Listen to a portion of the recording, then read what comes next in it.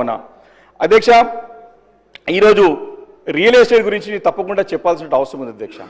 నేను గత అసెంబ్లీ సమావేశాల్లో కూడా నేను మంత్రి గారు కూడా చెప్పాను, సార్ మీరు తీసుకున్న నిర్ణయాలు కొన్ని నిర్ణయాలతో సరే కొన్ని నిర్ణయాలు ఇండస్ట్రియల్గా వచ్చే పెట్టుబడులకి ఇబ్బంది ఉన్నా ఈ హైడ్రా అనే దానితో ఈ రియల్ ఎస్టేట్ పూర్తిగా ఇబ్బంది పడుతుందని చెప్పి మరి గతంలో చెప్పడం జరిగింది అధ్యక్ష. అధ్యక్ష మా దగ్గర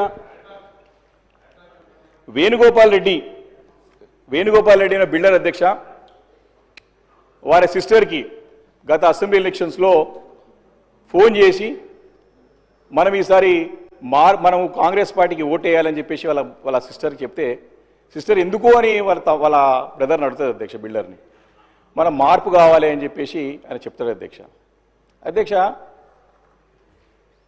వేణుగోపాల్ రెడ్డి మొన్న చనిపోయింది అధ్యక్ష, ఆత్మహత్య చేసుకున్నాడు. మేము వారింటికి నేను హరీష్ రావు గారు అందరం కలిసి వెళ్ళి అడిగినాం అధ్యక్ష.